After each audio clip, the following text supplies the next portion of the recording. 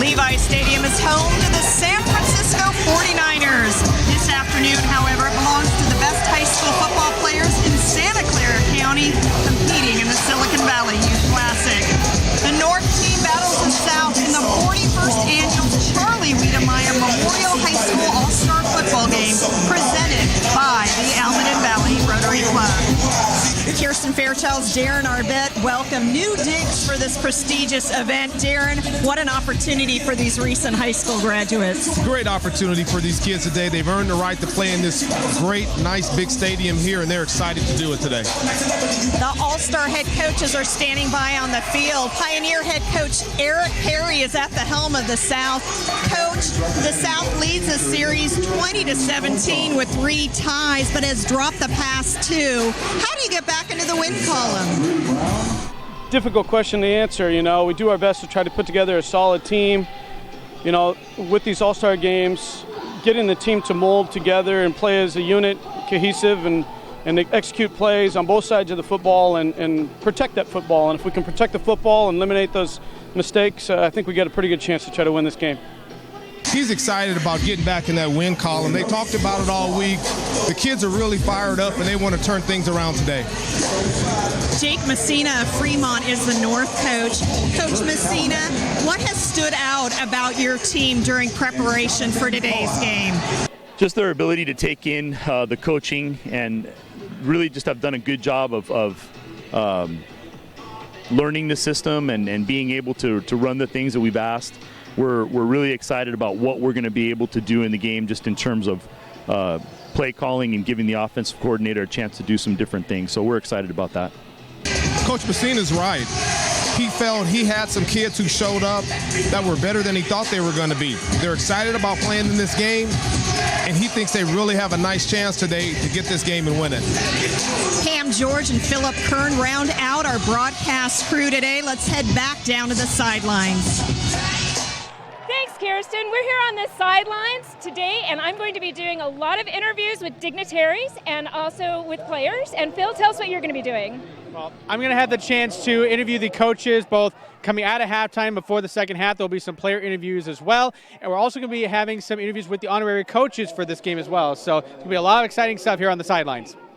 And Kirsten, it's going to be a lot of fun. Once again, we're here for the North-South All-Star Game. Back up to you. Ray Wong is the president of the Almaden Valley Rotary Club. He has a special welcome message for everyone in attendance today. Hello, my name is Ray Wong. I'm the president of Almaden Valley Rotary Club. Welcome to the 41st Charlie Wedemeyer All-Star Game. Thank you for coming and enjoy the game. Oh, say, can you see by the dawn's early light what so proudly we hailed at the twilight's last gleaming, whose broad stripes and bright stars through the perilous fight o'er the ramparts we watched were so gallantly streaming, and the rockets' red glare, the bombs bursting in air, gave proof through the night that our flag was still there. Oh, say, does that star-spangled banner yet wave o'er the land of the free and the home of the brave?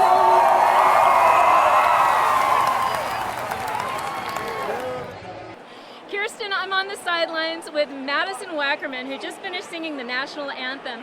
Now, you are from Youth Focus. Can you tell us a little bit about the focus of Youth Focus? Yes, well, the focus of Youth Focus is dedication to the advancement of the youth.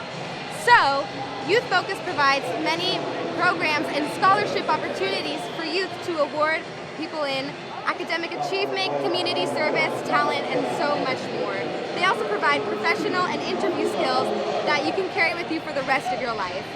And Youth Focus is a big recipient of some of the proceeds from today's game.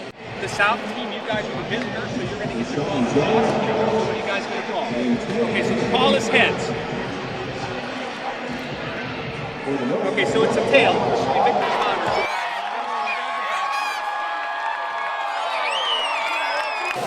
And I'd like to tell you that the Rotary Club of Almaden Valley wants to extend a very special thank you to all of tonight's sponsors.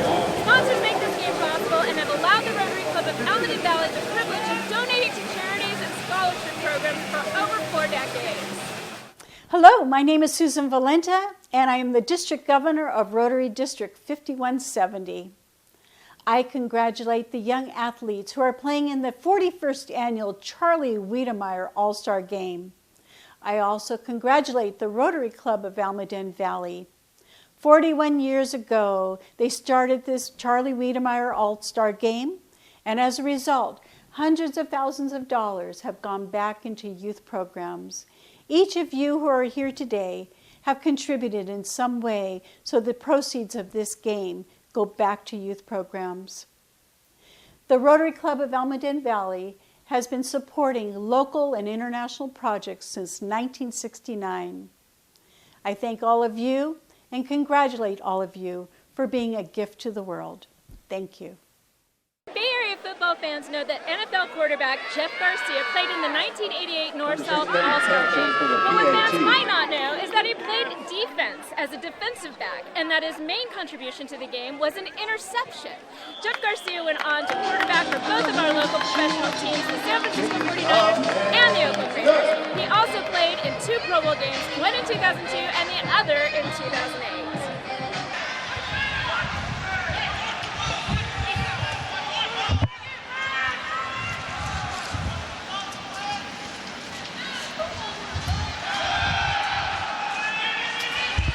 Dominic Sable rolling out to his left, has an open receiver, the pass is caught. And the North with the play, it's Aaron Tillich of Piedmont Hills on 3rd down, Darren. Sable shows that he can connect with the receiver, he's got a great arm. What he did, rolled out to his left or righty, that was tough, rolled out, got his body around, got the ball there to Tillich, and he got the first down. 1st and 10 for the North, wearing the white uniforms, red numbers, dark helmets from their own 48, and the inside handoff, maybe a gain or 2 for Devontae Sanchez, the 5'10", 230-pound running back out of Fremont. Yeah, and Mace, number 52, filled that hole real quick. He was playing downhill there and made that tackle from that linebacker spot. Just shy of midfield, brings up 2nd and 8 for the North, running a spread offense. Defense of the South in the red uniforms, red jerseys, white pants, light helmets, running a 4-2-5 defense to open things up here. And Sable, the first sack of the ball game. Rashawn Jones out of Oak Grove introduces himself to Dominic Sable. Yeah, he came off the edge there, unblocked, off that left side. 215-pounder from Oak Grove, first-team All-Leaguer, got a sack there.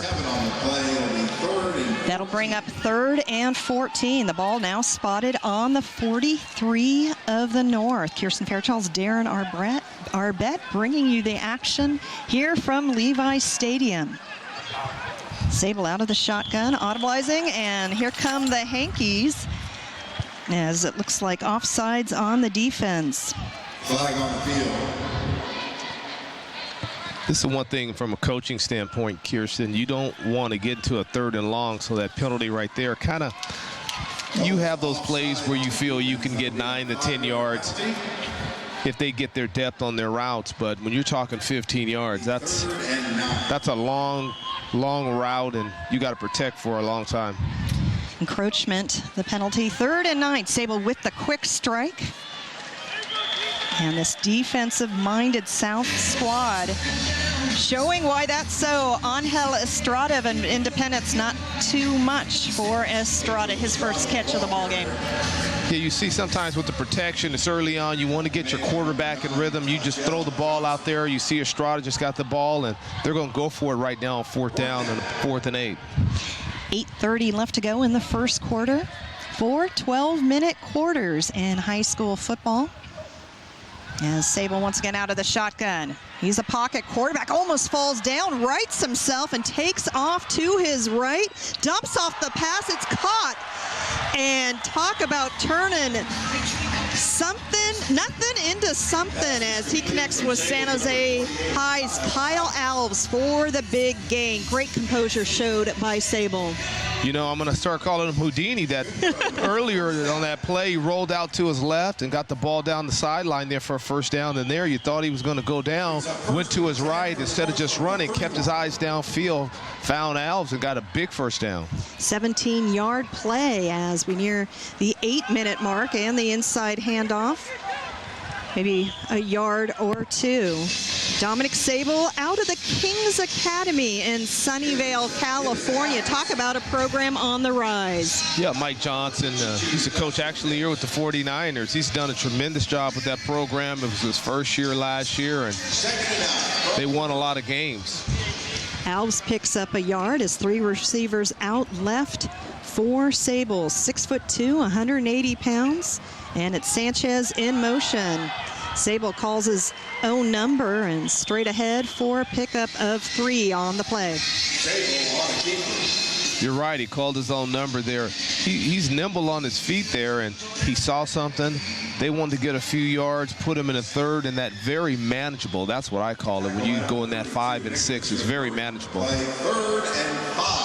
3rd and 5 for the North, moving right to left here at Levi Stadium.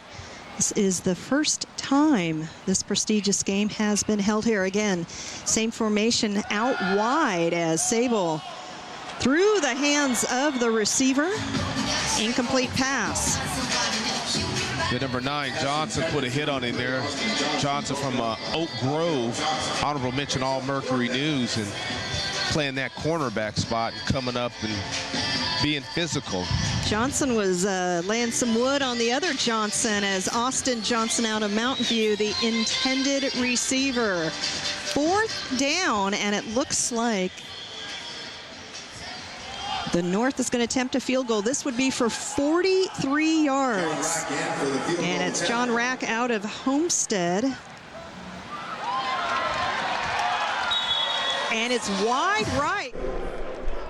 And quarterback Drew Brown of Los Gatos, a 6', 200-pounder, goes to work twin receiving set as Brown on the screen pass. Caught. And a healthy gain by Trey McLeod of Valley Christian, the 6', 200-pounder. Talk about having Drew Brown and Trey McLeod on your offense. You'd like that, Coach, wouldn't you? Love it. Los Gatos, Drew Brown in that playoff game. He had a tremendous game against Sarah and got it done, and they moved on to the next round. And then you talk about McLeod over there at Valley High School. He was very nimble in the backfield, strong runner. Did a nice job for him. 2nd and 2 after the 8-yard gain. And the handoff, some good straight ahead running, still on his feet as the South into North territory in just 2 plays. And it's Jacob Good, the Westmont running back, 5'11", 205 pounds. That's some strong running. Mark Canapo's over there at Westmont, old line coach, and he loves to run the football. And you see what Good right there. He had a tremendous year last year running the football for the Westmont Warriors, and you see him right there breaking it for a first down. And correction, the ball spotted at the South 46. 1st and 10, 5:30 remaining in the first quarter, 0-0 the score.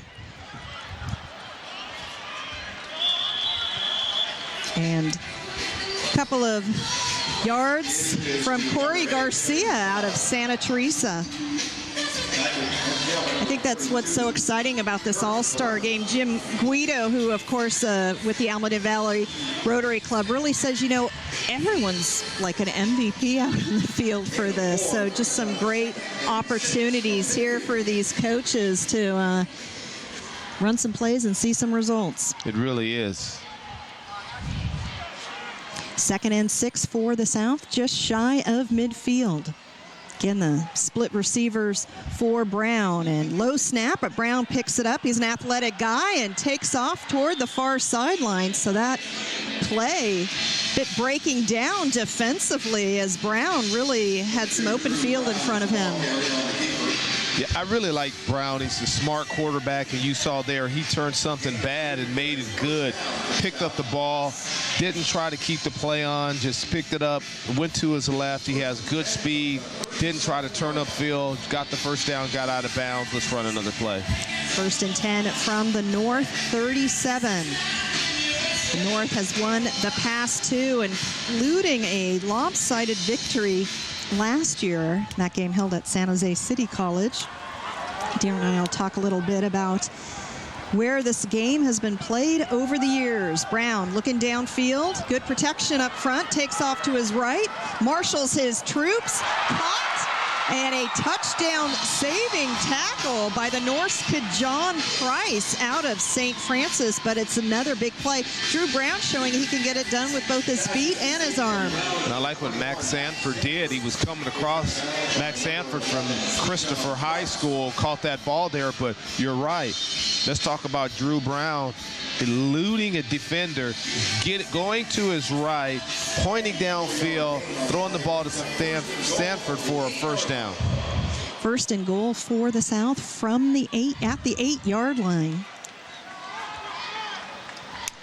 Brown with 2 receivers two backs alongside him, and it's a handoff to number 22, still on his feet, pushing forward. And Chuck Culberson, the fullback out of Leland, picking up a couple. On the hunt for the end zone. Black end zones for the San Francisco 49ers this year. And the South squad 5 yards away. Those end zones, I believe, just painted. So this would be the first touchdown scored on them as the North takes a timeout. Timeout on the field. 3:49 remaining in the first quarter. While we have an opportunity, let's head down to the sidelines and Pam George. Kirsten, I'm on the sidelines with Guy McIntyre. He is the honorary coach from the 49ers, and you are coaching the South Side, correct? South Side, yes. South team. You're a huge star here for the 49ers. You were in 3 Super Bowls, you have 5 Pro Bowls. Yes. Yes? And what would it have been like for you if you think back on your high school days to play in a huge stadium like this? It would have been great. I mean, you know, it would have been great to come out and see the crowd and just be in a place like this.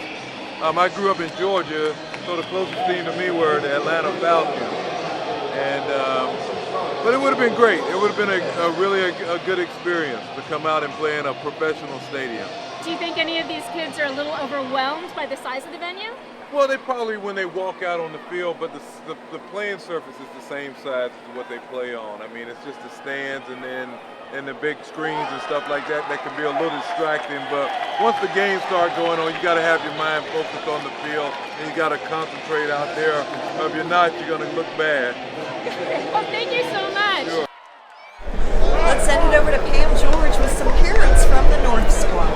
I'm here with Susie. Now, Susie, your son is playing on the north side, Correct. and he's from St. Francis High School, is that right? Yes, he just graduated from St. Francis. So tell us a little bit about him. Zach is an awesome kid, I think. A great student, a fantastic football player, and also a great musician, which sort of sets him apart from a lot of the kids. And he's excited about the venue here? Oh my gosh, so excited to play on Levi's Field. It's awesome. It is fun, isn't it? Totally fun. Now, tell me, what is your son going to be doing after the summer? So he's going to leave in about a week, and we're going to take him back to Baltimore, Maryland. He's going to attend Johns Hopkins University.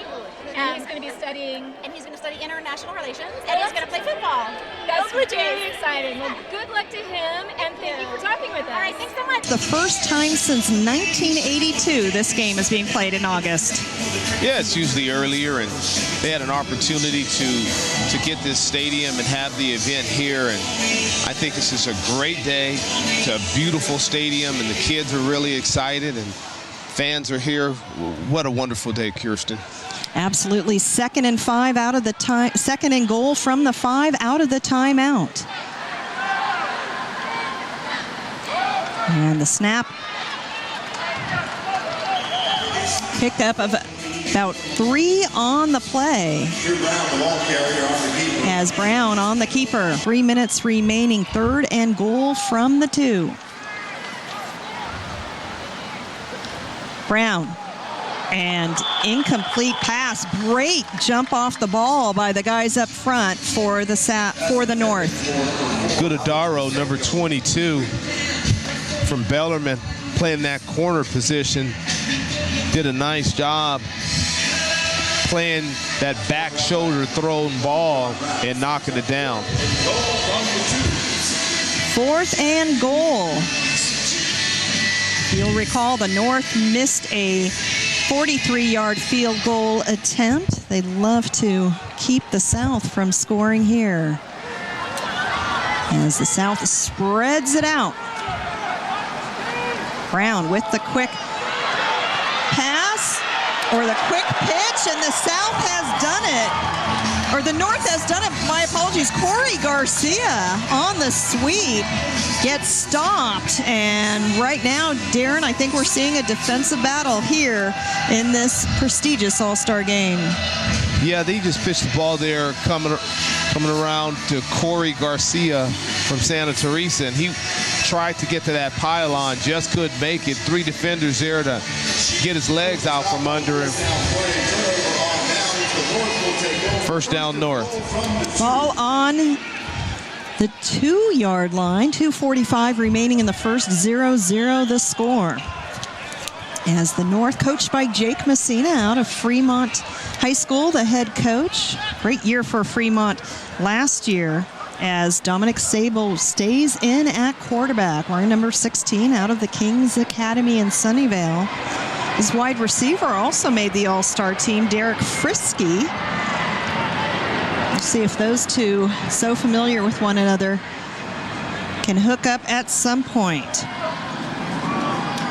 And a handoff in the end zone. And it's Devontae Sanchez once again. Alves and Sanchez doing a nice job in the backfield for the North thus far. Sanchez had nice vision there. It was just right behind the guard, got the handoff. Wasn't much there. Sidestep, got between that guard and that tackle hole and got a few yards. Sanchez heads out as I believe Alves replaces him in the backfield. So a little bit of a breathing room. 2nd and 6 from the 7 for the North. Nearing 2 minutes remaining here in the first. And the inside handoff. And I believe that was Chris Sony Tuilela, the 5'6" Wilcox Charger. Yeah, Tuilela got that handoff off that left side. They like his speed, and you see there he got like 5, almost 6 yards on that. So put him in a 3rd and let's call it short. So Sable comes off, and that'll bring another quarterback on.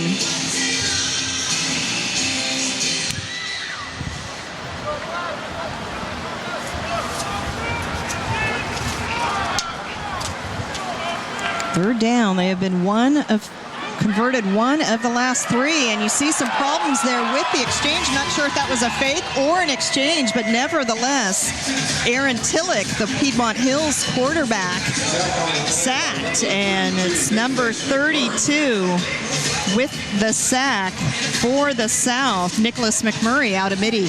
Yeah, McMurray just coming off the edge there off the right side, and he wasn't fooled at all. And Sable at that ball, and he just took him down for a big loss and punting now.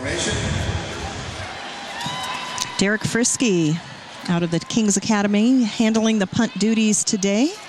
As the second sack for the South. And the punt is blocked. Blocked punt. And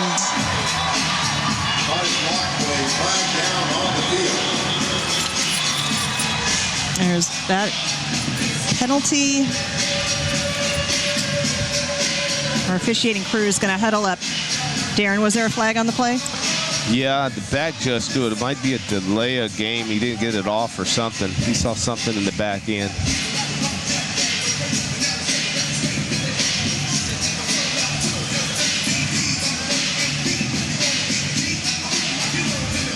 I believe that's illegal substitution. Obviously, the referee is not facing the way of our camera, but I believe illegal substitution against the South. Somebody ran on the field when they should have been off the field, I guess. So remains 4th down, 4th and 3 as Frisky stays on to punt. And again, this time nearly blocked as the punt taken at the 46-yard line. Corey Garcia driven backward. And the South will begin from its own 49-yard line. 14 seconds remaining in the first quarter, 0-0. The score, that's a return of -3 yards. Yeah, Justin Miller, number 9, made a great play on that. Or Garcia might have been off to the races there. He had some room on that left side there to run. The South coached by Pioneer head coach Eric Perry. I think both coaches so thrilled to get the opportunity to coach at Levi's Stadium in Santa Clara. Again, 14 seconds remaining in the first.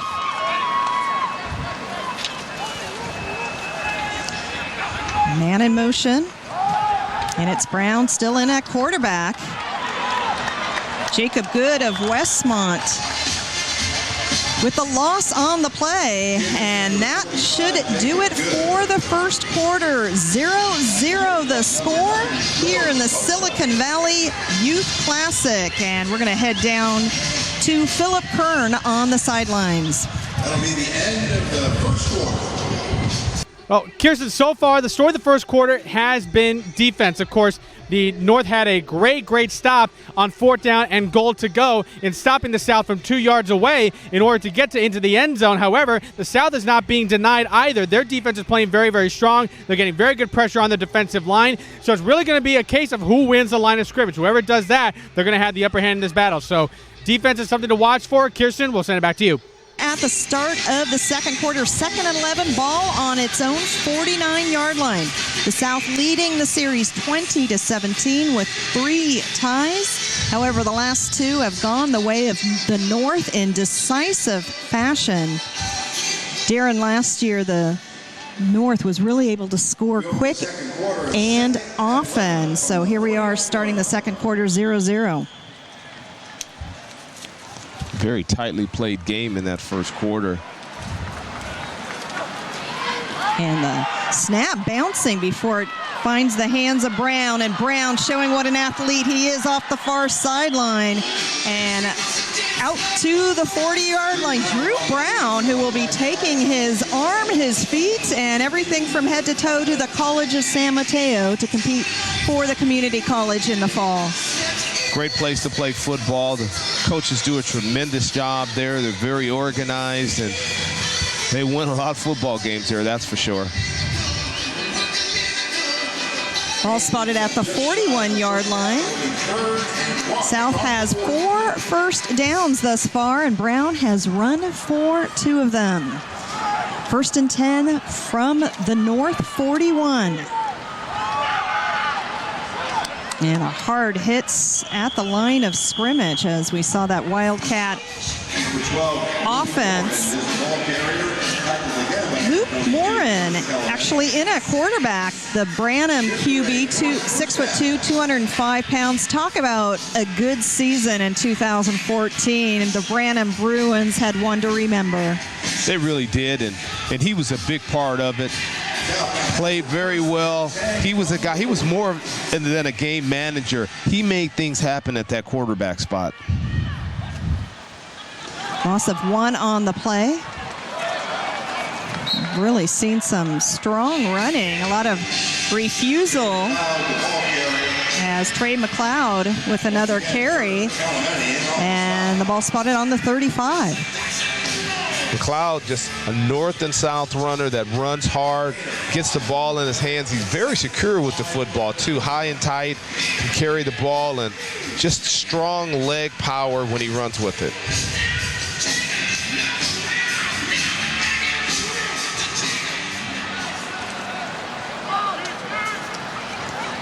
Second down. Split receiving. And caught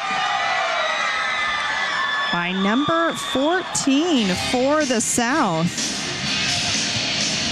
Let's double check that. And unfortunately, we do not have a number 14 on our roster. We'll see if we can actually, Tarnell Pollard switched from number 13 to 14. So Pollard out of prospect, a 5'7", 155-pound receiver. He has some fans here, Darren. I could hear that screaming all the way across the field. That's a first down, 1st and 10 from the North 26. Low snap, Brown looks toward his right, and a strike caught. And here come the penalties. So Kevin Kantz out of Leland, also a terrific kicker for Leland, the 6'2", 180-pounder with the catch, but penalty markers are down, and that gives us the opportunity to introduce the crew. Referee Steve Olson. We have a new position this year, center judge Jared Middleton. That's a face mask against the North. Our umpire today is Mark Gray. Head linesman Darlene Gomez. Bob Schuster is the line judge. Rich Coolish, the side judge. Chris Dinker, the field judge, and Ed Bautista, the back judge today. And after the penalty, it'll be 1st and goal from the 9. It's half the distance, which accounted for about 8 yards. So 1st and goal from the 9 for the South. Remember, they failed on a 43-yard field goal attempt, but then had a terrific goal line stand. Keep the score 0-0. Brown cutting back and forth into the end zone. Touchdown South. Drew Brown from 9 yards out. The South is on the scoreboard. Had a tremendous season for Mark Crail this year at Los Gatos. 2nd team All-Mercury News, 1st team All-League. They went real far in the playoffs, went to the semis, and you see right there what he did. He went off that right side, made a nice little juke move there, put his head down, got into the end zone for a touchdown.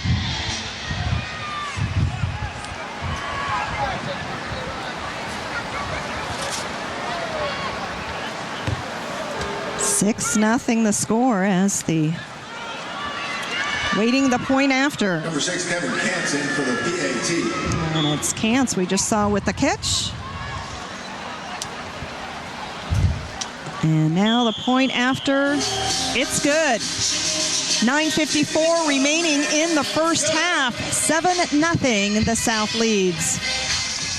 The South went 50 yards in 8 plays, chewed up just 2 minutes and 20 seconds on the clock. I think that you would say that is a very efficient drive that results from the 9-yard quarterback keeper from Drew Brown. 7-0 they lead as Kantz tees it up, kicks it off. Taken at the 4.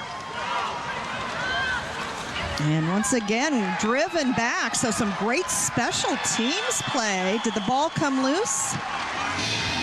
No, they're going to spot the ball at the 17-yard line.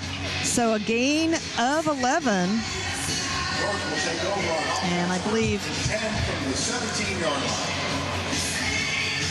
That was Xavier Wilkins with the return. So the ball spotted at the 17 for the North.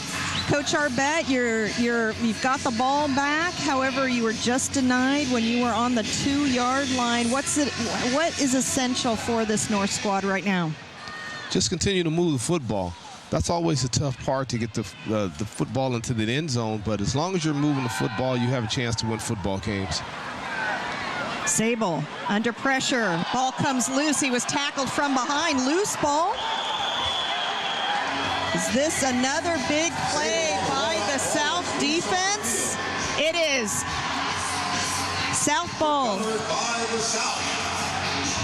See, the thing about Sable, what he's going to have to do, he's not securing the ball when he's running with it there. And he had that ball and he was running with it loose, and you can't do that. And he was trying to make something happen. See, he put it down and just got stripped, and the ball came out, and a lot of red jerseys all over that to get that fumble. First turnover of the game, 9:31 remaining in the half, as the South had offense a brief rest, but they're back out in prime condition. 1st and 10 for the South from the North 17. You can perhaps hear the breeze coming across our microphones. It is a welcome breeze here on this warm day. Number 15 and at quarterback. Room to run in front until driven out of bounds, as it's Mike Machado, the 5'11", 185-pound quarterback out of Valley Christian. 12-yard, 2-yard gain, my apologies. His father's a coach over there at Valley Christian, and they've won a lot of football games. Great program, very disciplined program, and they play in that very tough West Catholic Athletic League. And the future looks bright for Valley Christian, despite the McLeod, Machado, and others graduating and playing in this game. Good returning class for the Warriors, as that pass through the hands of the intended receiver. That's Alves out of San Jose High, and according to head coach Perry, he was so pleased at the player he was given. Pardon me, Isaiah Sires-Wills out of Willow Glen, the first team all-league. Such a threat, not just with his hands, but also with his feet. He really is, and he wanted to get his hands on that ball, and he just couldn't bring it down. And you're right, if he gets the ball in his hands, Wills can really make something happen. 9 and change remaining in the first half. 3rd and 8. Ball on the 15 for the South, playing with a 7-0 lead. Machado under pressure, dropped, and it's number 7 for the North, Sam Kanangata, the 6'3", 250-pounder out of Fremont, playing for his head coach in the All-Star game, and I'm sure bringing a smile to his face. Timeout on the field. Pam George caught up with Jim Guido down on the field. Chartered in 1969, the Rotary Club of Almaden Valley's members represent a wide cross-section of local businesses and professions.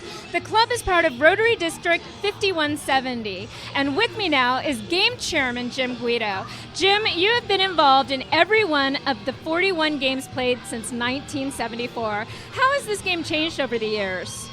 Well, from high school stadium to City College Stadium to Levi Stadium. Does that explain it all? Progressing every year. Progress every year. Fantastic game for the young people. All the families get together, aunts and uncles, cousins, come to say goodbye to a career of football for this young man. And we, as Almaden Valley Rotary, want to make sure that young man gets that chance.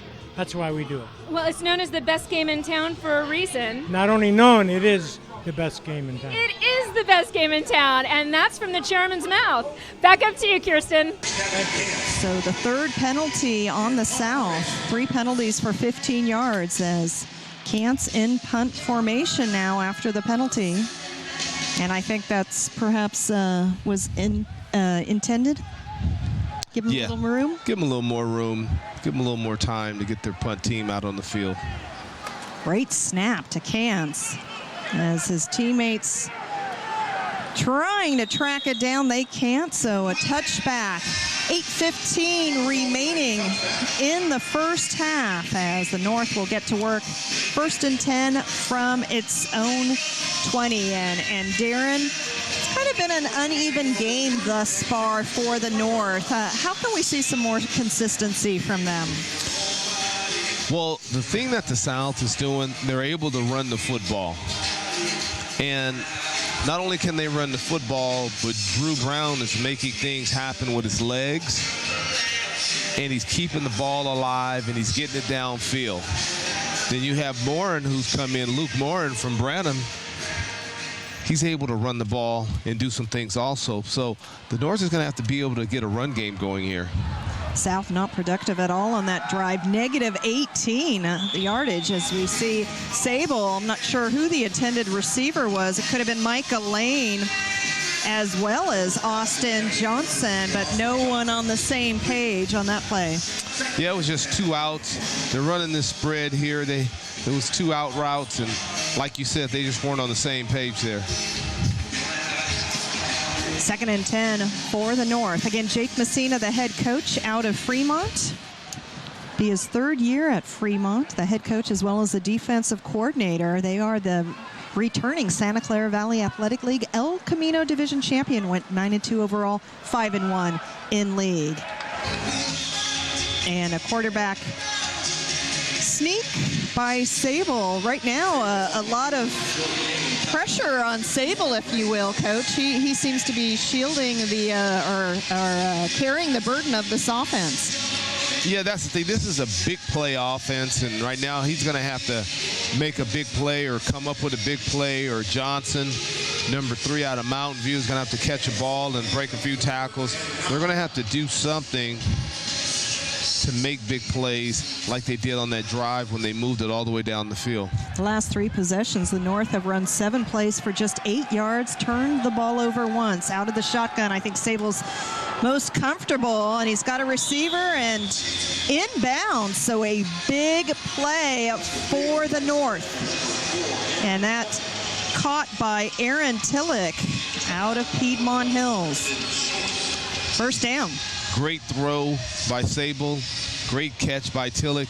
And the thing I like, Kirsten, from a coaching standpoint, Tillich got to the marker. A lot of times kids will run those routes short. He got his depth on his routes, made a nice catch to move the chains. Excellent point. 1st and 10 for the North at its own 30, 7:22 remaining in the first half. North trailing 7-0. Sable looking at his sideline. Changing the play, checking out the wristband. A lot of time. And gets the pass away, nearly picked off after it bounces off the hands of Tuilela. Pardon me, Micah Lane, the intended receiver.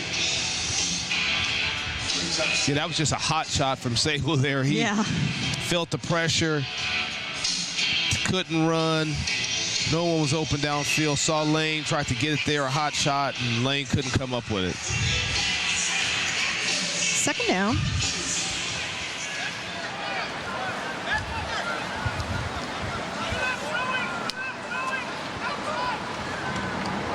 Sable, pressure coming. Evades it. Gets the pass away, caught, can you believe it? The North at the 40. Big play, Dominic Sable, Teflon as can be, you just can't stick to him. And that's what I said earlier. Sable was going to have to come up with a big play. And you see he got the balls out there to Sanchez, and Sanchez rubbled down the field there. Got a nice block downfield and got a huge 1st down. And that's what this offense is about. It's about the big plays. And they're not like the South that's handing it off to the right, handing it off to the left, and gouging you with big plays running the football. Devontae Sanchez out of Fremont picks up the 4th 1st down. Under 7 minutes to go in the first half. Ball on the South 37. Perhaps a newly found confidence for this North team. The inside handoff Nothing there. The South has really done a good job stuffing the run. Nothing for Kyle Alves. You're exactly right. It was nothing there for him. Going off that left side, but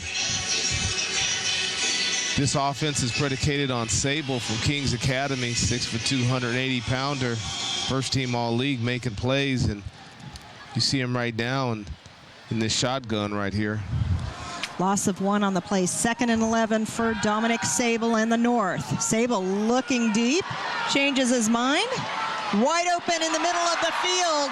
Another big play by the North. Penalty marker comes in, however. That's Santa Clara's Alexander Rios with the catch. But our officiating crew will huddle up to talk it over.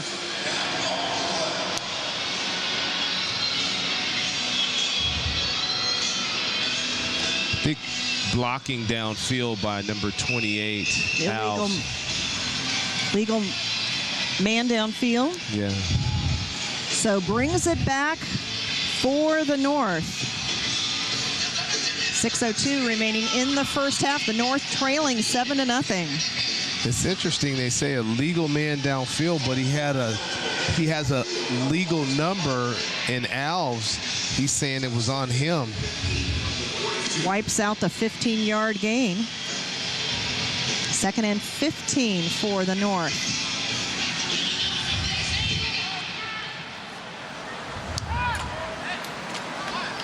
Three receivers up top for Sable. Screen pass to Alves, intercepted, picked off. The South looking for the end zone. Sable, the last man to beat. Great blocking to keep him out of the way. Touchdown, the South. Tajel Johnson out of Oak Grove with the pick and the 6. But a flag down.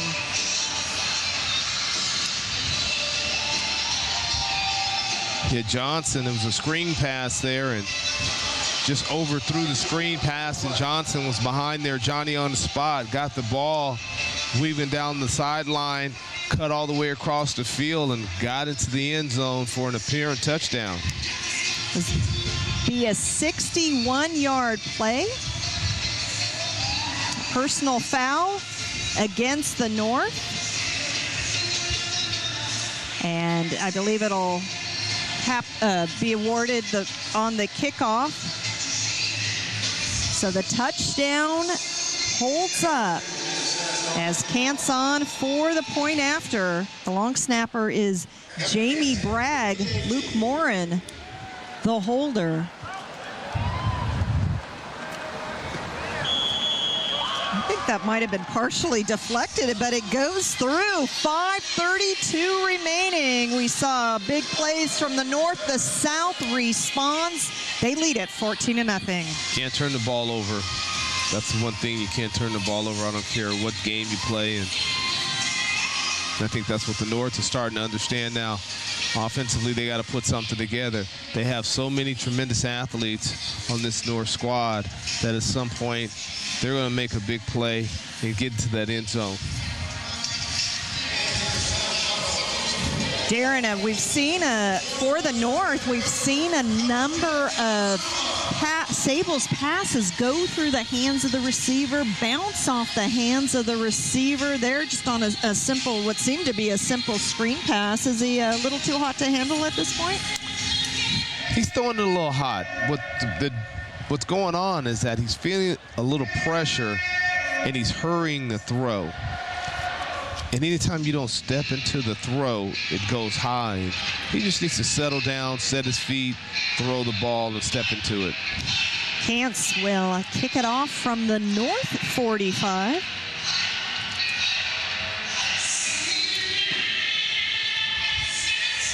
And it'll be touchback for the North. North also has been penalized 3 times for 28 yards. They've turned the ball over twice. And I believe Sable will sit this series out as Austin Tillich out of Piedmont Hills with the handoff.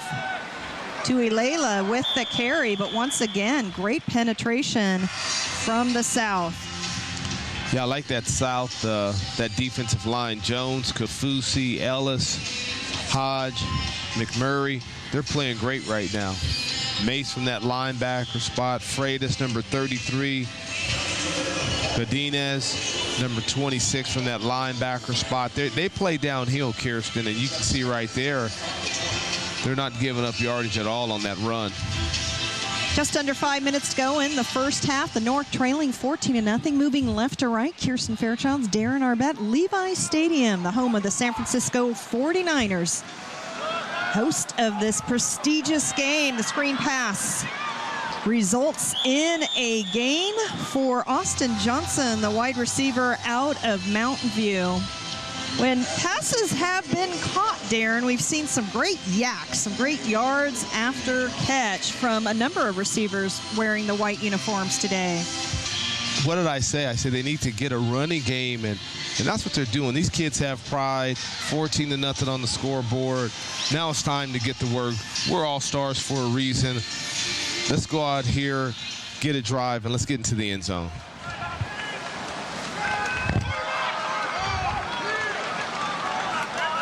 Good effort by our quarterback, Tillich, but results in just 2 on the play. And Aaron Tillich, who will be taking his game to San Francisco City College, senior honorable mention All-Mercury News at wide receiver, also first team All-League, as well as the league's most valuable wide receiver. Very athletic and play multiple positions. And you just saw a slip there by Tillich. And the South coming over to check on their teammate. And I believe we're going to have an injury timeout. Timeout on the field, 3:14 remaining in the first half as out come the trainers. Ball on the North 46.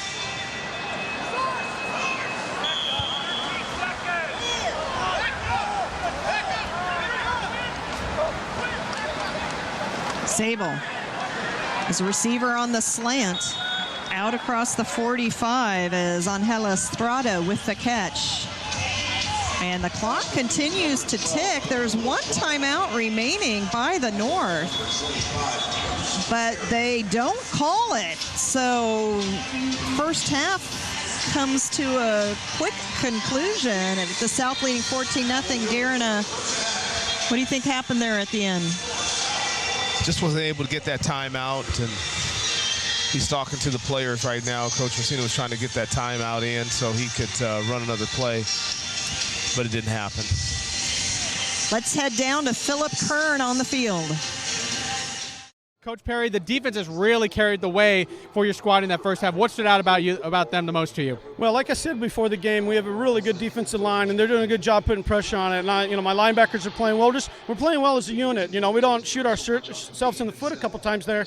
It's a little more than that. So we got to come back out and play second half, obviously. The defensive line's getting a lot of great pressure, but that interception return by Tajel Johnson to put you guys up 14-0, that was a huge swing of momentum. How big was that, and do you think it was a combination of the defense bringing pressure, or did you just make a great play? I think it was a little bit of both. TJ is a great football player. I played against him during the season, and boy, he was hard to cover. But I'm excited about having him with me on defense, and he made a great play there, and that definitely shifted momentum and got Uncle Mo on our side. Perfect.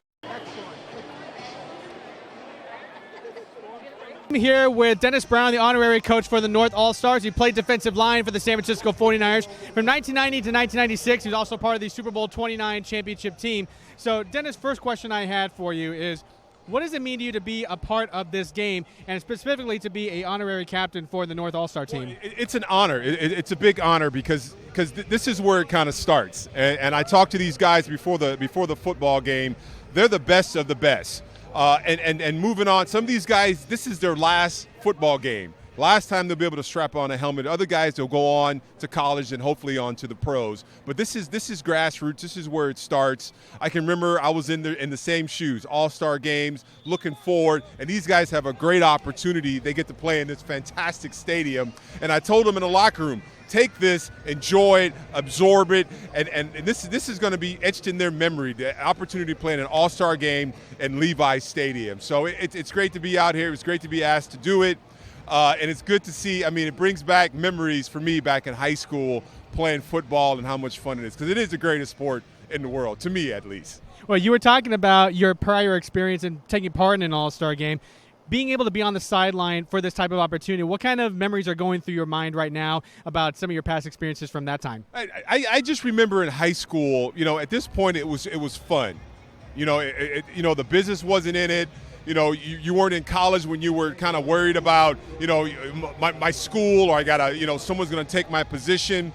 It's just fun. In high school, it's a fun time. It's a sport that that you've played probably since Pop Warner, and it's just fun. It's fun to be around the guys, and these guys are on the sidelines. The North is behind right now, but they're still here. It's intense. They're laughing and they're having a good time, but they're gonna learn that it becomes a business real fast, and the guys are moving on to college. You'll see how intense it gets. But at this level, it's still a fun time. It's fun. They're running around, and they're just having fun playing a boys' game. Last question I have for you is that you've maintained your involvement with the 49ers beyond your playing days. And what do you think it signifies for the 49ers to allow this game to happen in Levi Stadium? Do you think it really shows that they're willing to commit to support the success of high school athletics here in the Bay Area for years to come? Well, I think the 49ers, and especially the Yorks, are committed to the community.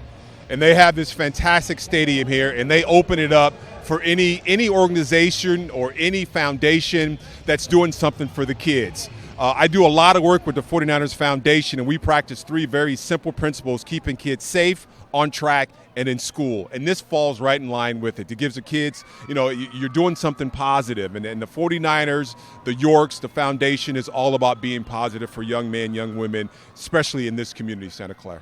Well, I think your involvement here, being a part of this game and being the honorary captain, really shows that they're not just talking the talk, they're walking the walk. So thank you for setting aside your time to be able to support these young men. So it's a great honor. Yeah, thank you so very much for speaking with me, and I'm having a great time. It's a beautiful day. There's going to be a 49er practice afterwards. And again, what a great opportunity for these guys to play in this stadium. Couldn't say it better myself. That's Dennis Brown, former 49ers defensive lineman. Kirsten, we'll throw it back up to you.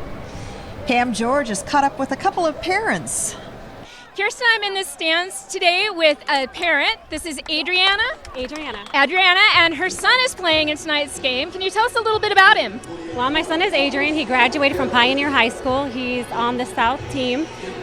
This has been a wonderful experience for him. He's actually gotten to know so many people that he used to play against that now they're on the same team. It's a huge bonding experience for all of them. I mean, this is fantastic memories for him and all the boys here. He's just excited to step foot here at Levi Stadium. So this is an amazing experience. It's a huge venue for sure. Yes. Now, is your son going on to college? Yes, he's actually going to Mission College. He wants to be a firefighter. So he's enrolling in EMT classes and going to go to the fire science classes there. Fantastic. Well, good luck. Thank you so much. Back up to you. I'm here with Steve. He's from Morgan Hill, and I understand your son is playing in today's game. Can you tell us about him? Yeah, Brandon Source is playing today. He's from Live Oak High School, playing number 11 for the South team. Very excited. Having a good time hanging out with these guys he got to meet in the last couple weeks, and the coaching staff from Pioneer, Coach Perry and team. It's been a great time. It's been awesome. And what about this venue? Oh, my goodness. Unbelievable venue. You don't realize how great it is until you get here. This is impressive. And what about Brandon? He's going on to college after this, is that right? Yep, he's going to go down and play at Gavilan for Coach Dovenberg down at Gavilan and play some defensive back down there. But he hasn't decided on a major yet, if I understand. Has not decided yet. He is undecided, but he knows he's going to go to school and start getting his GEs out of the way as soon as possible. Well, and he's got plenty of time. He's just starting out on his college career. Yes, he's got a good 4 years ahead of him, I'm sure of that. Thank you so much. No problem, thank you.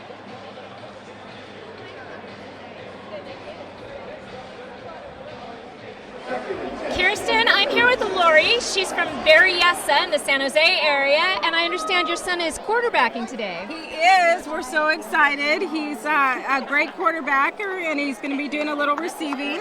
So what number is he, and what is his name? Number 4, and his name is Aaron Tillich. He's playing on the north side today, is that right? North side from Piedmont Hills High School. From Piedmont Hills. Yes. And what is Aaron doing after this, once the summer's over? He's actually been working really hard. He's already started school in San Francisco City College. And we're just really excited for to see what the future holds. He's a great player and just a good kid in general. He's just couldn't ask for a better son. Well, you can tell you're very proud of him and all he's accomplished so far, and I'm sure he's got a great future ahead of him. Thank you so much for talking with us. Thank you. I've enjoyed it.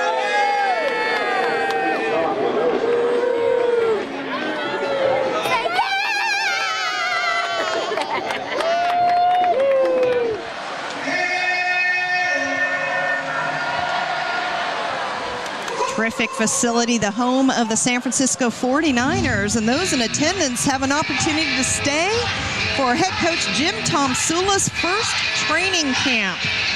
And that'll be held at the conclusion of this game, and all of our crew is looking forward to watching the San Francisco 49ers practice for the upcoming season. As the North out of the locker room, sure head coach Jake Messina with some words of encouragement and constructive criticism. And second half is underway. A squib kick taken by the up man at the 23. And dropped around the 29 as the South playing with a 14-0 lead. Michael Kelker with the return. Yeah, he got that ball and just took off on that left side and got a few yards there. The South, 4 first half possessions, 1 TD drive, another turnover on downs, 2 punts, 1 shanked, another 4 a touchback. So certainly not the most sterling of affairs in the first half for the South, but here they are with a 14-0 lead, getting to work from its own 28-yard line. Low snap. Pass caught at the 25, and a gain of just a couple for Joey Medeiros, the wide receiver out of Saratoga. Yo, Wilkins, number 6 out of Silver Creek, came up from that weak safety spot, tackled him for no gain there. Nice open field tackle. Zach Silva in at quarterback for the South. Silva, the 6-foot, 180-pounder out of Pioneer, playing for his head coach, also the All-Star head coach today. 2nd and 10 for the South, wearing the red jerseys, white uniforms, and white helmets. And trying to get around the corner is Jacob Good, but the North playing some inspired defense here early in the second half. They really are. They're getting up the field there. Colomini getting up the field on that right side there and making that tackle. Good was trying to get to the outside there, just wasn't able to get there and lost about 2 yards. 3rd and 12 for the South, who the team has yet to convert on 3rd down today, 0 for 3. 3 receivers up top for the South, and just like that, a timeout called. The North calls a timeout. 10:30 remaining in the third quarter. 14-0. Again, the 3 receivers up top. Zach Silva, and the snap bounces his way, picks it up, and plenty of running room in front. Great move as he slides into the San Francisco 49er logo painted at the front of the, painted in the middle of the field. Late flag comes in. I think that may be a late hit. First down yardage and more for Silva. Nice move by Silva to cut back into the inside, and that move right there got him about 8 more yards there. Of the South, 6 first downs. 3 have been picked up on quarterback runs. And after the penalty, 1st and 10 for the South from the North 43. Plenty of company in the backfield for Silva, including an unwanted North player. And just because we've talked about him so much, let's talk about him some more. You know who you're talking about. As the flags come in, that was a loss of 4 on the tackle in the backfield by Calameni. And I believe too many men on the field for North. Illegal substitution, 1, 2, 3, 4. Well, I think that was, they're all counting as well. So another penalty on the North. That's 6 penalties for 53 yards, Coach. I think a player ran off. Didn't get off the field in time. Low snap, handled well. Pass caught at the 31 before being knocked out of bounds. And it's Joey Medeiros out of Sacramento with the catch, and the South comes out of the locker room. Yeah, Joey Medeiros out of Saratoga. He's caught that ball and tried to make him miss and got that first down. 8 and change here remaining in the third quarter. A 14-0 lead for the South. Looking to pick up win 21 here in this annual showdown. And the inside half handoff moves the scrum as Jacob Good. Hard-earned yardage from Good. Coach Perry played in this game back in 1990 when the South won 43-3. And a bullet. Incomplete. Brings up third down.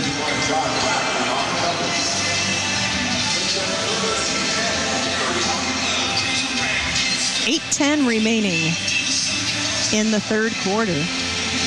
See, this is the thing that I'm talking about the North defense, is that they're making the South work for everything that they get. They might give up a big play here and there, but they're making them work for it. South 1 of 4 in third down conversion. Inside handoff. And again, hard-fought yardage is the theme of the day for the run game. And that's Chuck Culberson, the Leland fullback, with his second carry of the game.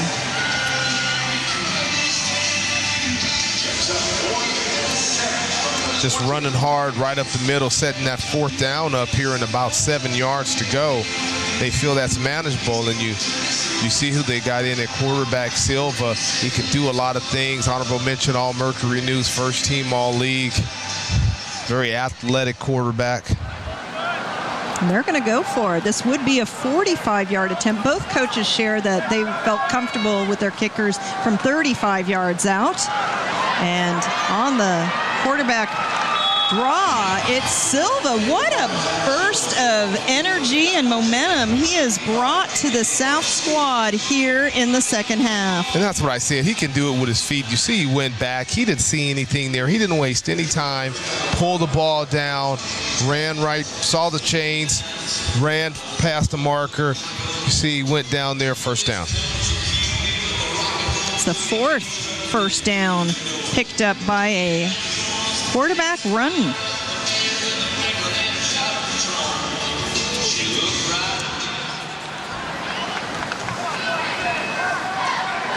First and 10 from the 15.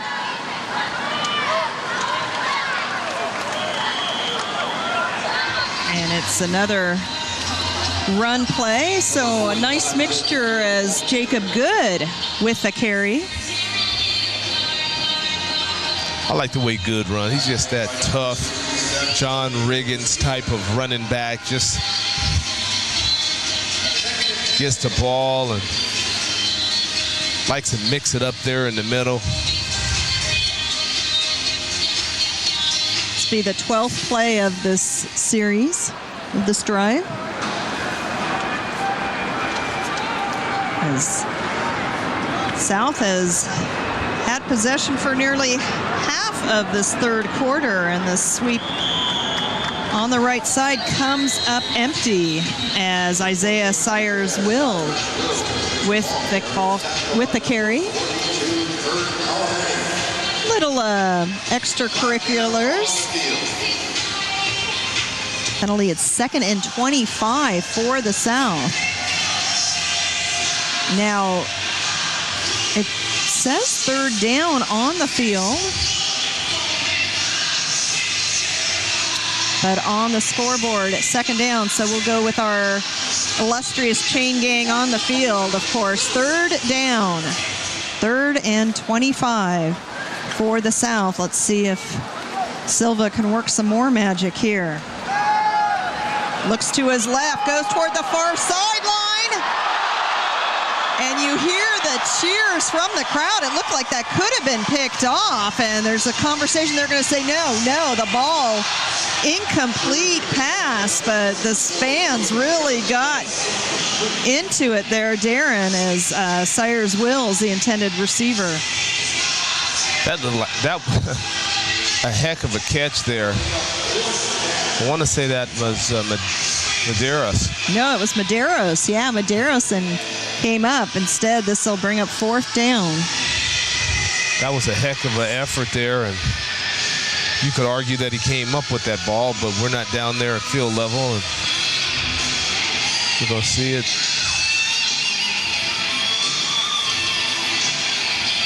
Looks like he didn't have his hands underneath the ball. Yeah, he trapped it on the ground. You saw the coverage there by Anthony Gudadaro.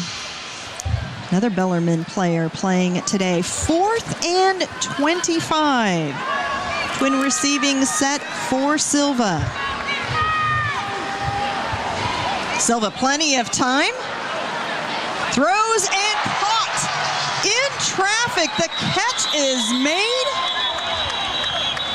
That's not going to be enough for a 1st down, however, as Corey Garcia comes down with it. However, the North will take over on downs. The South chewed up some clock. The North gets to work for the first time in the 3rd quarter. 5:19 remaining, trailing 14-0. And that's what I was saying, that the North, their defense is keeping them in this football game.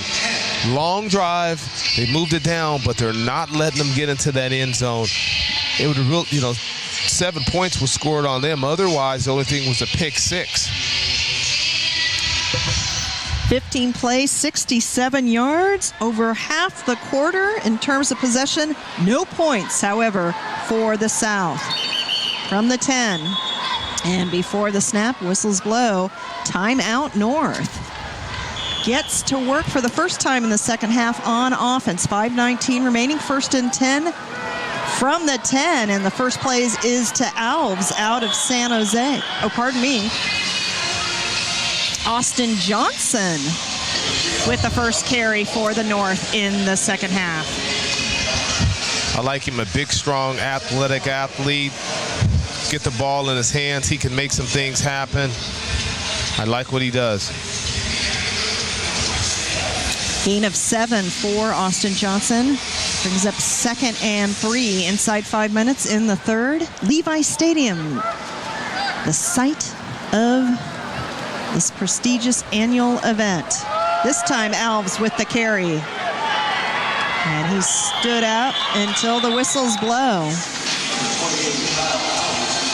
We've really spoken in admiration about the North defense. What can you say about the South defense, Coach? The South defense, I can say a lot about the South defense. I like what they're doing up front. They're very strong up front. Their linebacking core, Godinez and Freitas and Mace, they're really good at that linebacker spot. And defensive backs, you saw Johnson, number 9, got a pick 6 already in this game. So the defense is playing really well and keeping that 0 up there. Loss of 1 on the play.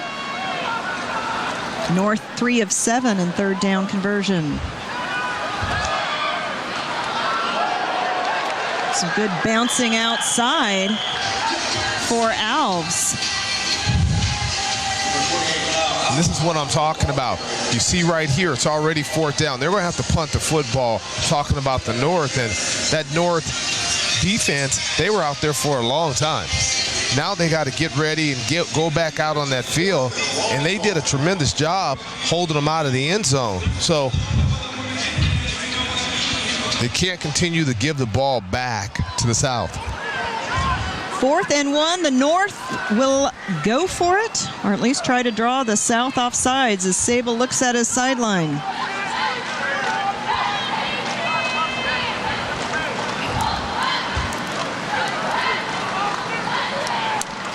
And they're running the play, and Alves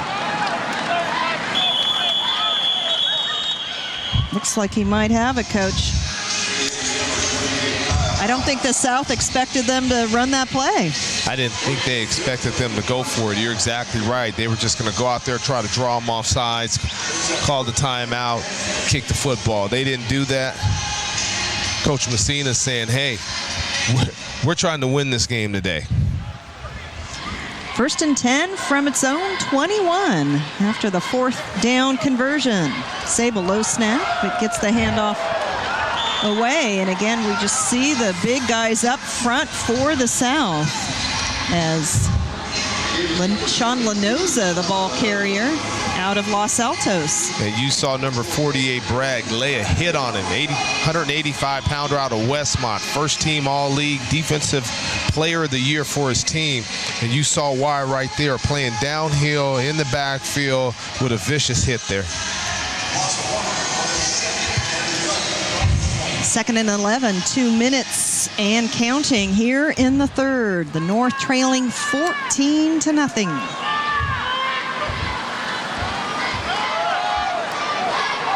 And the sweep around the left side, cutting back to inside, still on his feet. 1st down yardage and more for Lanoza. His 2nd carry results in a 1st down. I like it.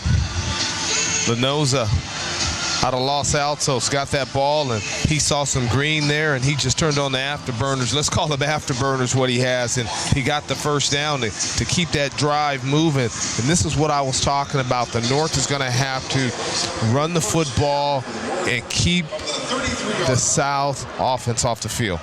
10th 1st down for the North. One better than the South, yet they trail 14-0. Ball on the 33, and yes, if it's not broke, give it to Lanoza again. This time, maybe a couple.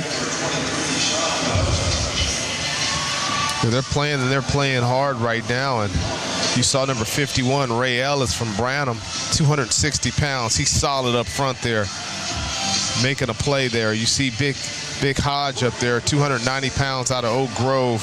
He's also in the inside there. So up front, there's a lot of beef, a lot of power.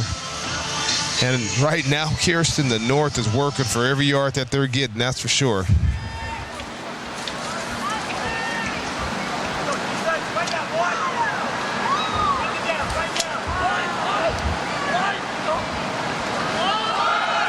Austin Johnson with the carry on the sweep, penalty marker.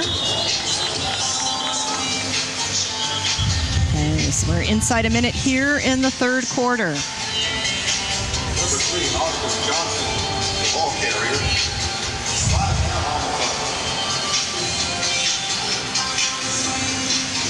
We introduced our officiating crew earlier, and bears mentioning that the head linesman today is Darlene Gomez, and this year there will be a female official in the NFL. It will not be Darlene Gomez, yet her crew was musing before the game that perhaps this is the first time a female official has been involved in a football game at this professional stadium here at Levi's, and they were very proud and supportive of Darlene Gomez holding the call against the North. Brings up 2nd and long. That's what they can't do. They can't have penalties going backwards. It's too hard for them to gain yardage against this South defense. Another good lateral pursuit move by the South. That was number 40.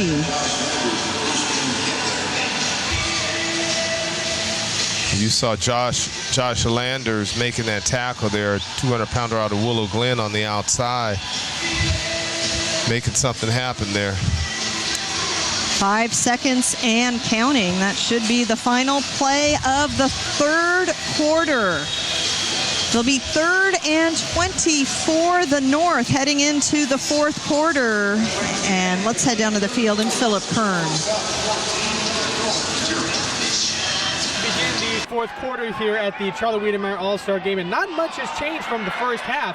In fact, the South has been able to really lock it down on defense for the most part. So really a lot of it has gone Eric Perry's way, but as you can hear from the crowd behind me, finally the North has been able to get some semblance of a big play, but outside of maybe an occasional run that has gone the direction, the North's offense has really sputtered. So Coach Jake Messina is really going to need to make some adjustments. He really wants to catch up and make this a game. So we'll see what the fourth quarter entails. So Kirsten, back to you. Thanks, Philip. Kirsten Fairchilds, Darren Arbette, Levi Stadium in Santa Clara, California. It's the All-Star Football Game, the Silicon Valley Youth Classic 41st Annual Charlie Wedemeyer Memorial All-Star Football Game. Charlie Wedemeyer, of course, meaning so much to football in the San Francisco Bay Area. He passed away from complications with ALS. Lucy Wedemeyer, his wife, here today, and it's just so very important for everyone involved in this game to continue his legacy. It really is. What he did was unbelievable, and I love some of the clips they had up on the board. What he did over at Los Gatos High School, even when he got sick, he continued to tutor the kids, and they had a lot of success over there. Fourth quarter underway. Sable in for the North. Throws in traffic and caught. What a play. Talk about perseverance. It's Christian Rita, the Milpitas 6-foot, 180-pounder, listed at our running back and defensive back, but showed he's got the sure hands, and it's another big play from the North. Can they finally capitalize? Big play. They need to get into the end zone right here, and that's what I like with this drive, what's happening on this drive. They're running the ball. They had a big penalty, and Rita comes up with a big play to put his team in a tremendous position right now. 48-yard catch and run. 1st and 10 for the North at the South 29. Fans from the North want something to cheer about. Was that the start of getting their hands together, and then the South comes right back and punishes the run? That South, boy, they're tough up front, like I said. Kafusi, Jones, Ellis, Hodge, McMurray, and then can't say enough about those linebackers. I know I'm saying it again, but Mace and Freitas and Cardenas, that's a nice front seven there. Devontae Sanchez with a carry. He'll be headed down to Santa Ana College down in Southern California, Orange County. He looked a little ginger, like he was jogging off the field a little gingerly as Alves replaces him in the backfield. Sable with time on the out. And again, I talked a little bit about receivers not catching the ball today. That one didn't look as if too much pace was the problem, as the intended receiver, Micah Lane, unable to catch. Yeah, Lane, the ball hit him in the face. He was letting it get to his body, and he dove down.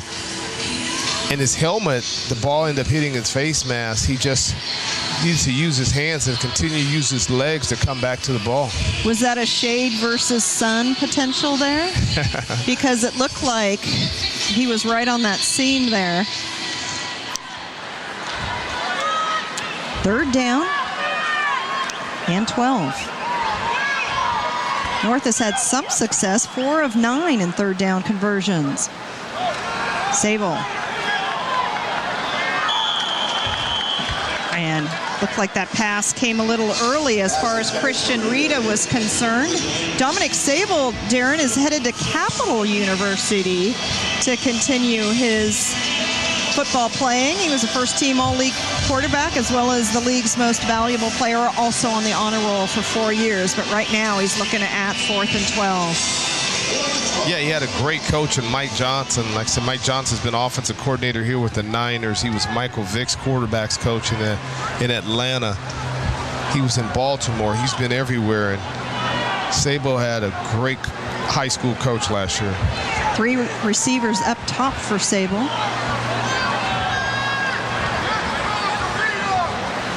As he checks in with his lineman. And Alves.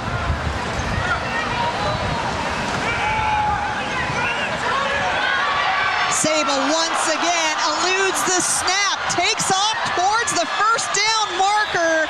Another big play by Dominic Sable. Why can't he be brought down? Did it with his feet.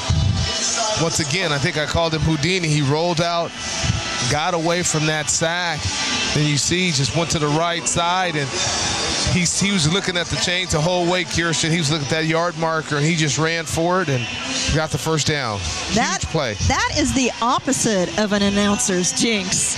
Just done singing his praises about his head coach, Coach Johnson, and he makes us all look so very good.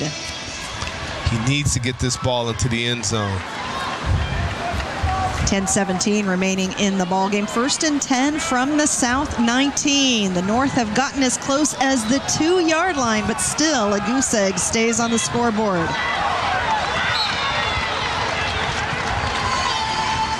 And it's Jay-Sean Puckett, the running back out of Palo Alto. Could this be the first time we're mentioning a Pali player today? And I like what he did. Just ran up that middle there with a lot of power, both hands on the ball, knowing that he needs to take control of this game and run in the football. Got 5 yards here on that carry. 15th play for the North as they spread out the formation. And Sable sacked. And that handoff not fooling Quinn Spiteri, the strong safety, out of Los Gatos. Pardon me, Ben Hagaperos out of Sobrato. The Hagaperos, that defensive tackle spot, got off the ball, and it was almost like he was unblocked. 3rd time Sable has hit the turf. 3rd sack for the South, but certainly could have been much more. Sable has been elusive. Goes end zone. Caught. Penalty comes in. Touchdown shown. Aaron Tillich, who has seen time at quarterback with the catch. We'll see which team gets called for PI, and it looks to be the North. Oh.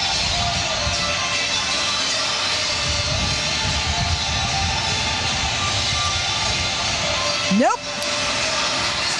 Yep. South called for the PI. My partner disagrees. North on the scoreboard. I just like the play Tillich made going up and getting the ball at the high point. Sable is the holder. Blocked.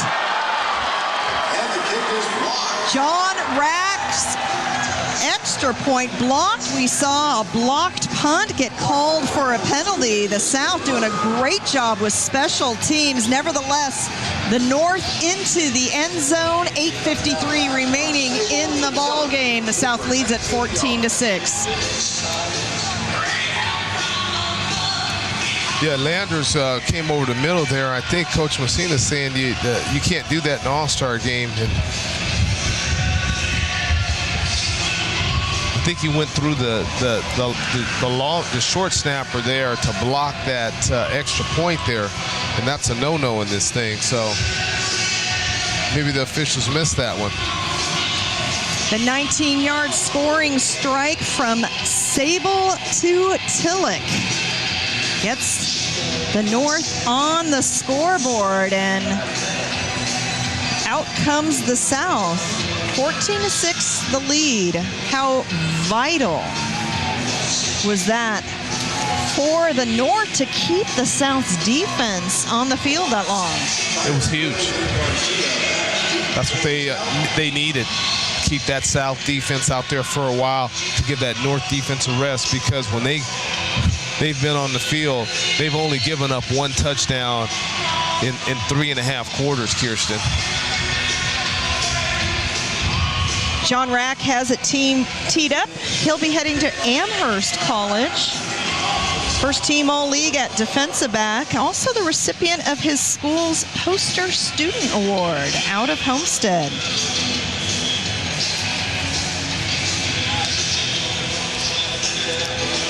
Reminder to our viewers to stay tuned. We will have our cameras rolling for the San Francisco 49ers practice, as off the penalty, a shorter field for Rack results in a touchback for the South. Big thanks to everyone here at Levi Stadium for their hospitality. We really appreciate our terrific vantage point, or all-field access. Thank you so much to the folks here at the Levi Stadium. Of course, the San Francisco 49ers, and this time it's the North with the sack. Number 7, Sam Cannon-Gata'a'a out of Fremont. The Cannon-Gata'a'a making a play over there, getting that sack. That's huge, and that's what I talked about this North defense. It's time for them to step up and win this football game. A lot of people talk about you winning games with your offense. Sometimes your defense can win those games too when they're really good, and this North defense has been playing well today. Loss of 7 yards after the sack. Sam's got a big banner by his friends and family in the stands. They came well prepared. As the South keeps it on the field, saw a bit of a hurdle, got some oohs and ahs from the crowd. Yeah, Wilkins tried to come. He was flying in there. The Silver Creek product was flying in there, and Good saw him coming and tried to hurdle him and jump over him there. He got maybe another yard or two with it. Nearing the 8-minute mark. South up 14-6. Remember, the North called 2 timeouts in the third quarter. That leaves them just 1. South has all 3. From its 16-yard line. Quarterback scrambling, looking downfield, and broken up. So a big pass breakup by Chris Lundy, the DB out of Wilcox High. First team all-league, Chris Lundy. Saw that ball. He was covering this guy really well. Got that arm in there, knocked it down. Now that defense, that's what I was talking about. That North defense have done their job and got them off the field here. We have 7 minutes and 35 seconds left for this North offense to do something. Only 1:18 for the South. North will get the ball right back.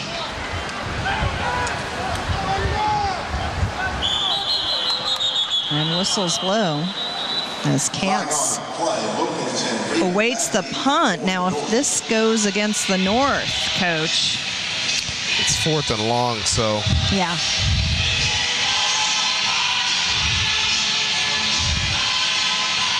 Well, false start on the South. Well, we've seen the South special teams show an ability to either block a punt or a kick. North would certainly benefit.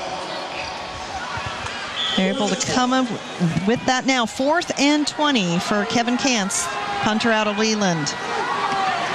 Pressure was coming, but he gets away a fairly decent one that goes over the head of the return man, now picked up at the 36. So a miscue by the North as Christian Rita struggles with the return, but you have to hand it to Kevin Kantz, punting out of his own end zone. Great punt by Kevin Kantz, but you have to feel that football, especially when you have 2 players back, and that's something I'm sure Coach Messina is going to talk to him about. If you feel that ball, and you can gain probably another 8 yards catching that thing on the 50-yard line. 7:19 remaining in the fourth quarter. The North trailing 14-6, looking to pick up win number 3 in a row and tighten up this series, currently led by the South 20-17. And the handoff, again, we see that lateral pursuit by the big guys up front for the South. Nothing doing for Lanosa, the ball carrier. Nope, nothing doing. Louis Godinez from Gunderson making a nice play there. First team all-leaguer, playing in that backfield right now, 205 pounds. Loss of 1 on the play.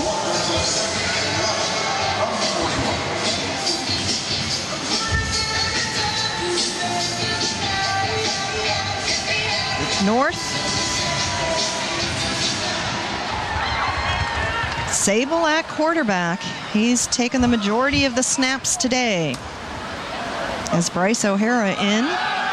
At receiver, goes the other direction to Tillich. Tillich also seen time at quarterback. I think he's more comfortable as a receiver. And a pick up of 6 on the play. Nice play by Tillich. I like that he caught the ball with his hands. He made something happen and got him in about a 3rd and 5. Out of 10 third down opportunities, the North has converted 4. 3 receivers out left for Sable. Pressure coming. Sable running for his life, and he's just going to have to get out of bounds. A lot of east to west running by Sable, showing some speed. Yeah, he didn't get close to those yard markers, and that's what he needed to. Now, if they're in a situation here, it's 4th down, and you're probably going to have to punt this football and put it back on your defense again.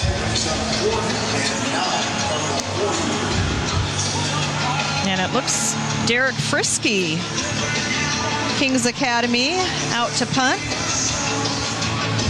And back deep for the South, or back to return, is Corey Garcia. Perhaps expecting a fake punt here, Coach.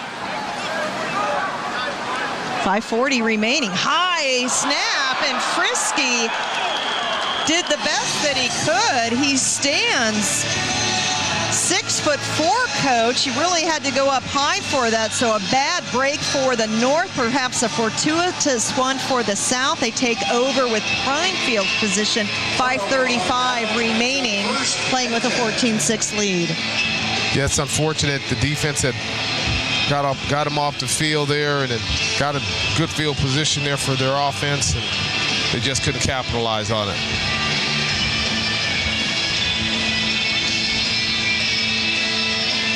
South head coach Eric Perry, as we mentioned, played in this game. 43-3, his squad victorious back in 1990. At his school he coaches it now. He's a Pioneer alum as well. Near sideline, the throw, and broken up by Chuck Culberson. Oh, pardon me, broken up by Gudadaro, the DB. It's a great play by Gudadaro. Had him covered, turned around, tracked the ball, and knocked it down. Great play. That pass was thrown by Luke Morin, Branham quarterback, at the helm for the South. 2nd down.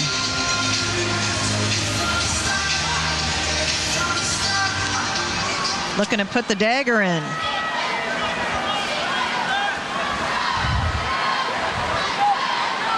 Three receivers, man in motion. And perhaps to the line of scrimmage by Morin. Yeah, Morin just called his own number there, and wasn't much there in the way of yardage, and about 3rd and 10.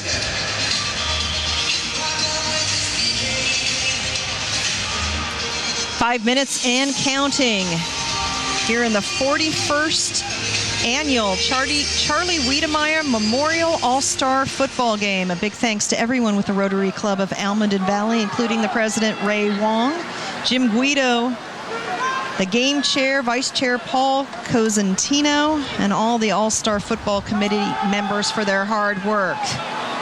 Pass is caught at the 21-yard line, as sitting down to catch it is Alex Pacheco, the wide receiver out of Christopher High. 4 minutes left and a new set of downs. You got to play the sticks on that. You know they're going to try to get to that 10-yard line mark to get that 1st down, and you got to go there and sit on those sticks. 4:25 and counting. Remember, just one timeout remaining for the North. The South has all 3. Big thanks as well to the San Francisco 49er administrative offices, key personnel, as the errant snap, problems with the snap, result in a loss of yardage for the South. But yes, of course, a big thanks to the front office of the San Francisco 49ers and just everyone involved with Levi's Stadium. Thank you for having us. Great venue, awesome place to play an all-star game, and these kids will never forget it, Kirsten. Some of them, it could be their last game they ever play football in their lives, and to end it right here in this stadium is just, it's awesome. Seeing their faces up on the big screen, the Jumbotron. A lot of fun. 3:25 remaining. There's a loss of 10 on that problem with the snap, and another loss as well. Give us number 22, Chuck Culberson with the carry, and the North has to burn its final timeout. 3:14 remaining. And let's head down to the field and Pam George. Kirsten, Charlie Wedemeyer's involvement in the North-South All-Star Game began back in 1985. Always an inspirational presence on the sidelines, Coach Wedemeyer welcomed each All-Star player to the field every year. In 2010, Coach Wedemeyer lost his 34-year battle with ALS. In Charlie's memory, All-Star uniform number 1 has been retired. His presence on the sidelines tonight is sorely missed, but Charlie is represented this evening by his wife, Lucy. Lucy, tell us what you think about this game. Oh my goodness, this is amazing. To have such an extraordinary venue at the Niner Stadium it really is surreal. To think of how far Charlie came from the first days of being diagnosed to the 1985 game where he actually coached from his hospital room. I mean, it is extraordinary. The Rotary Club, the sacrifices that they've made for all these boys to be a part of this game, their Herculean effort to continue with such a wonderful attitude of compassion and just wanting to make a difference in these boys' lives, wanting them to have an extraordinary experience. I think just brings joy to my heart. Just 8 points separating this team, as the North defense will have to come up big here and give their offense a chance.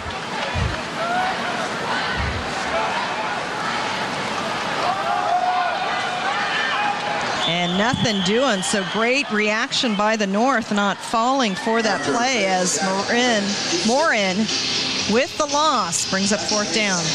Yeah, they're going the other way.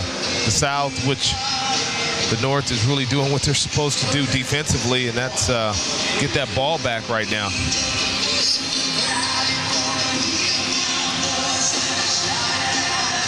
They're just going to let that clock run, and they're going to try to get the first down, and if they don't... I've waited all day to say this. 4th down and Great America.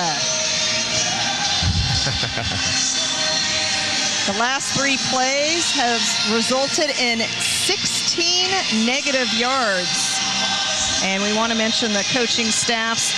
Jake Messina at the helm for the North, and his assistant coaches over at Fremont here today, as well as R.J. Davis, Gabriel Delgado, Jim Garcia, Nelson Gifford, Munther Mohammed, David Mosley, as well as Sequoia's Tim Natane, and from Merced, Reno Martinelli.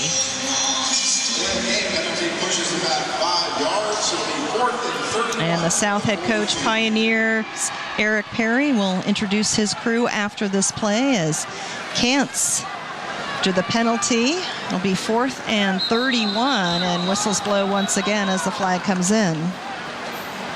And this time some finger pointing in the direction of the North.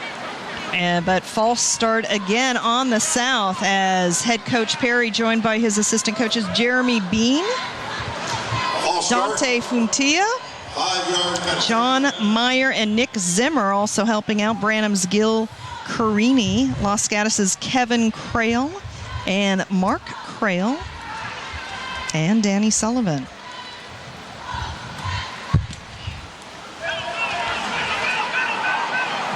And the punt takes a north bounce and then a south bounce. And 2:14 remaining, no timeouts for the North. And they will have to go 76 yards to get in a position for a 2-point conversion to tie this game. You're right. They'd have to get that 2-point conversion. You're on top of it today, Fairchild. I think it might be appropriate to say I was a finance major and we were required to add.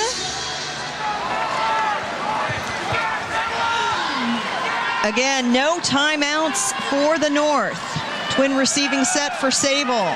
Tillich, his favorite receiver today. Tillich dancing, moving those feet. And stood up by the South. Bringing up second down. Tillich's playing hard. Caught that ball there, trying to make people miss. And you call it that yak yard, and she's trying to get those extra yards there and move those chains.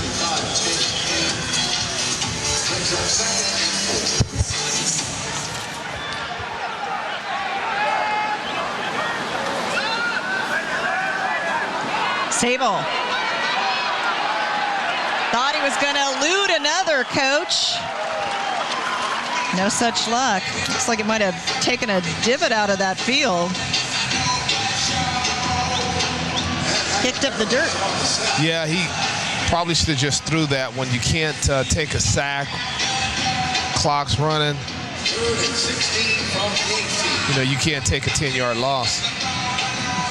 Minute 11 remaining as we want to mention our illustrious chain crew. Joyce Mick, Randy Fry, Kenny Jackson, Jim Bruno, and Tom Gersey. A lot of familiar names as far as high school football is concerned.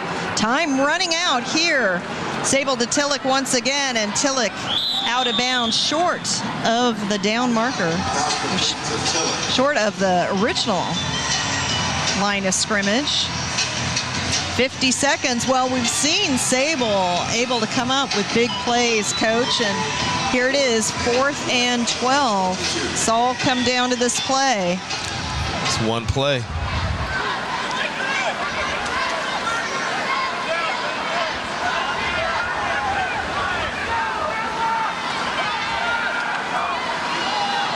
Tillich makes the catch.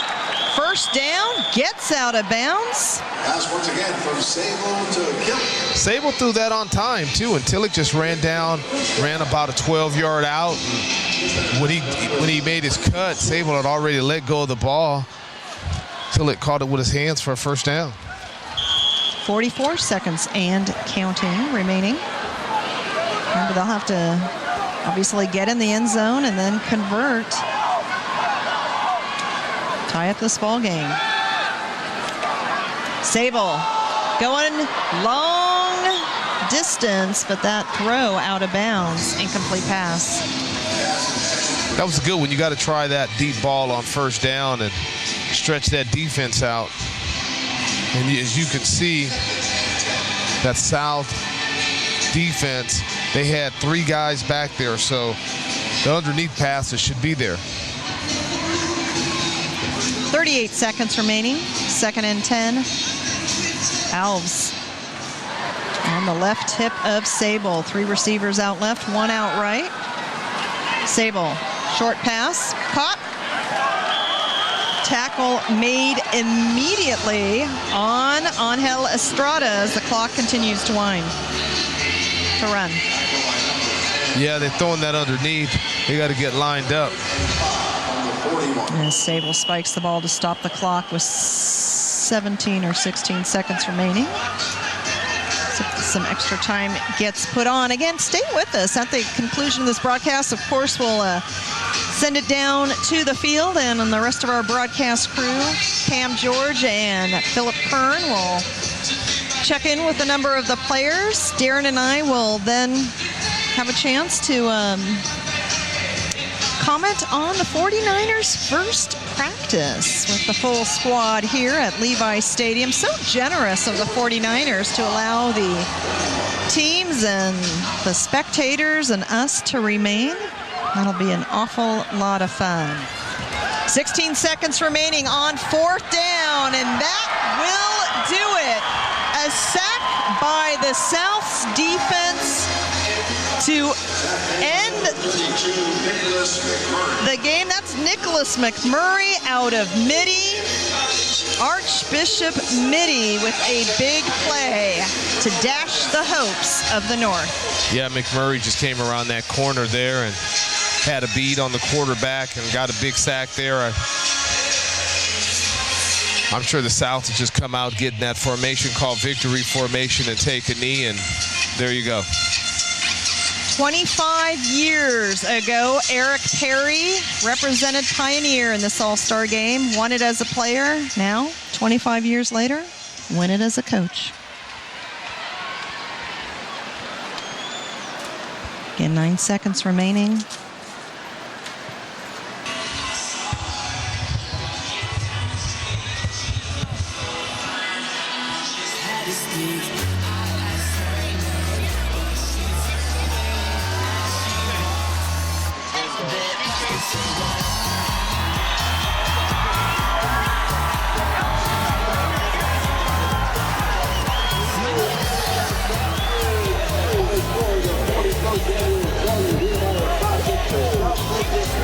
Nico, first off, that game-clinching sack at the end, what went on that sequence? What did you see out there? You know, honestly, we had 10 days to become a family, become a team. That's all I can say. You know, I worked hard with these brothers just for 10 days. I built a family with them, and I would die with them, no matter what.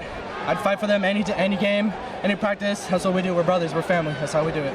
This is really interesting to me because, like you said, you had 10 days to work with these guys and to really get acquainted with each other. And that's not an easy thing to do because all of you come from different schemes, different types of playing styles.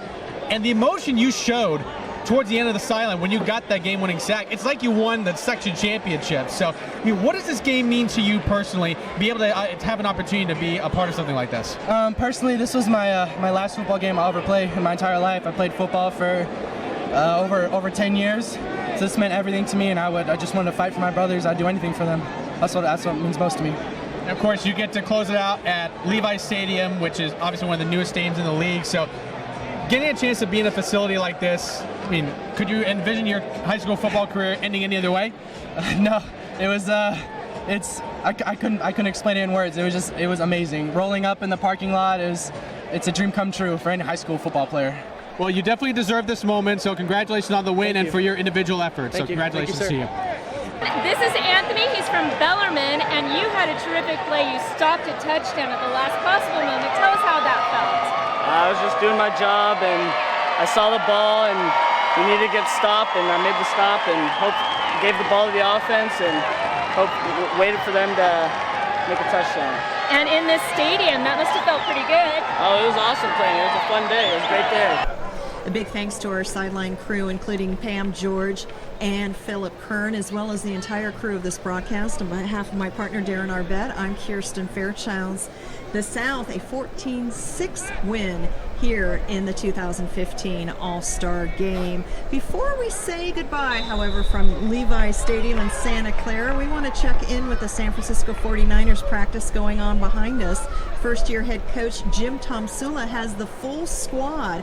What an exciting time for the San Francisco 49ers. Very exciting, Coach Tomsula. Everyone who bought a ticket to the game today was able to stand in the stadium and watch the 49ers practice. That's a great gesture by him. It was great to watch the Niners practice. All the veterans were here, Kirsten, as well as their draft choices and their rookies. It's going to be a tremendous camp, and we got an opportunity to see the first day of it. Yeah, big thanks to everyone here at Levi Stadium and, of course, the San Francisco 49ers organization. Again, on behalf of the entire broadcast crew, thank you for joining us. See you next year. So long from Santa Clara.